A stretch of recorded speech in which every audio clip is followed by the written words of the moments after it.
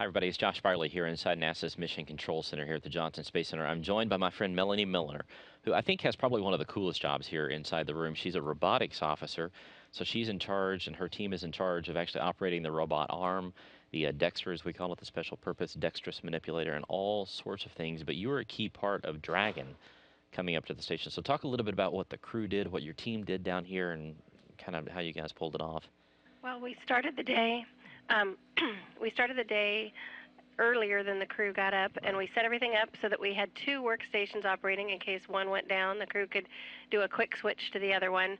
And then the crew monitored the vehicle as it got closer and closer. We were in the background working with the flight control team to decide if we were ready to go for the next step to get a little bit closer. Finally, we got to 30 meters, and there was a lot of discussion about what the lighting was going to look like if we went to what we call into the capture volume, which is 5 meters from the arm and 10 meters from station. Okay. And we decided to go ahead and go, and so the crew did their capture at night, and the lighting turned out to be okay. And on the ground, we were setting up for them all the cameras and things that they needed and watching over their shoulder to make sure that the Dragon was in the proper volume and everything looked good. We gave them a go. They went in and captured it pretty quickly. And once they captured it, they did a small maneuver to get to an expected position. We called it the capture position. Okay. And after they were done, they handed it over to my team, and we maneuvered Dragon through two auto sequences to about 150 centimeters, meter and a half from the install point. So it was a big maneuver. There was a lot of things going on the ground and on board during that time. My team was focused on moving Dragon, and at certain points in that maneuver, we would call to the rest of the team, this is the position we're at, Right. so that they could kick off other things like the space station maneuvering to the install position, the whole vehicle. And we also made a call once we finished so that the SpaceX guys could roll the arrays around to the proper position for install. And we were calling up to the crew saying, hey, take a look out your window and look at the berthing side of Dragon and inspect it to make sure there's no damage so that we can seal up good. So all that was going on. It was very busy, and on both the on board and on the ground. And that was a change from last mission, because last mission we had the crew do everything, so it was all serial. They did everything, right? Yeah, they did everything last time.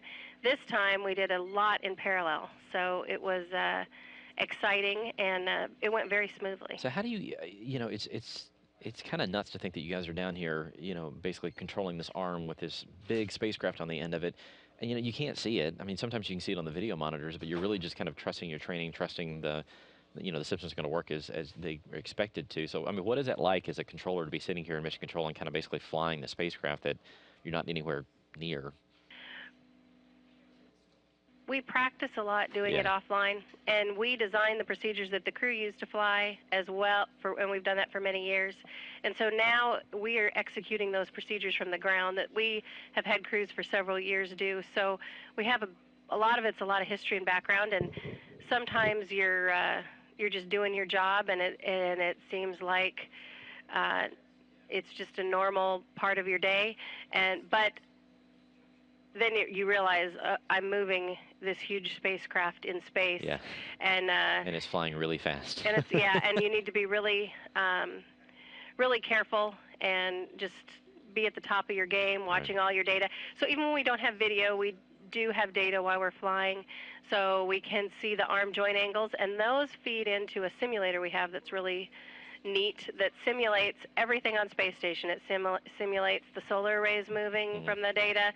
It even simulates Dragon flying in and all the arm motion, and that's all fed from real telemetry. That same simulator is what we use to plan the trajectories, because we can actually fly it in a simulator mode, or we can have it run in a real-time mode, we call it, based on the data on board. And so we use that. Sometimes we'll even put it up on the big board when we don't have video in the control center, so that everybody in the whole team has a good situational awareness of what's going on. So, and we train. We have 3 people, and there's a certain protocol to everything we do, almost like we're in the military. We take it very seriously.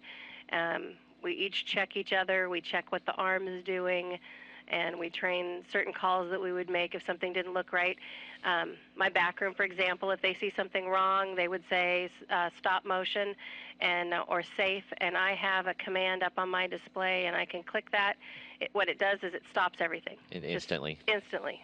Safes the arm, and everything stops. It's whenever it comes time for Dragon to say goodbye, it's basically going to be the process in reverse, right? So the crew is going to take care of basically uninstalling it. Are you guys going to steer it around? Is it going to be the same thing as last time, or is it different? It's different. Okay. Last time the crew did everything. Okay.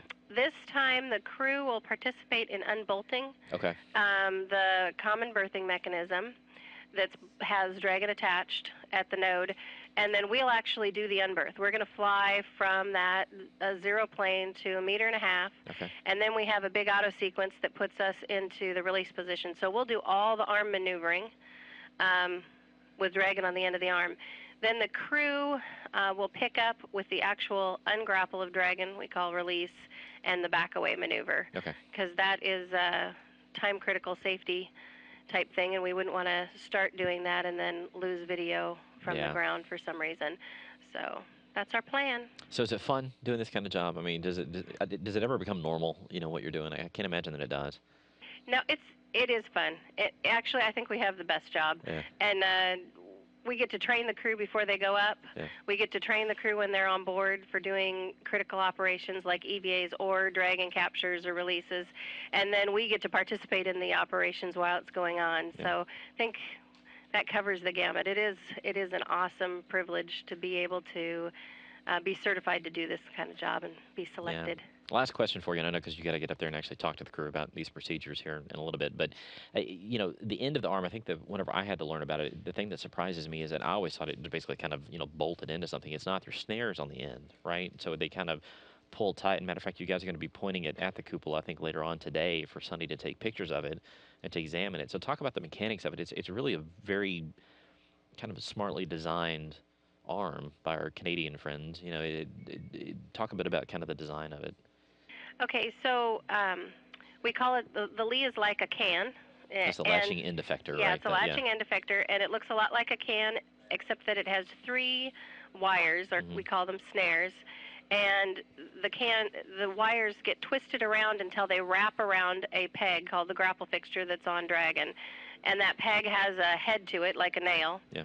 So the snares actually wrap around the pin, kind of choke it, and then they pull it in. We call that the carriage. The carriage retracts, right, and it pulls in until the snares are tight on that head of the nail of the grapple fixture, and pull it in tight till the face of the can is flush up against the grapple fixture plate. And there's a lot of tension there, and the tension is what holds it onto the arm. It's an incredible design. I think that's one of the benefits of having something up in space.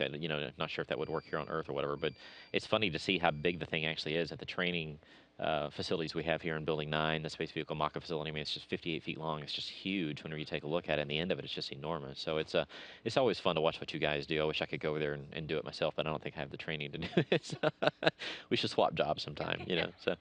All right, that's Melanie Miller. I want to thank her. Thank you very much for stopping by. It's always fun to talk about this kind of stuff, and we'll be watching at the end of the month whenever you guys get ready to release Dragon back for its re-entry back to the Pacific Ocean. Yeah, that will be great. All right, we'll see you later. All right.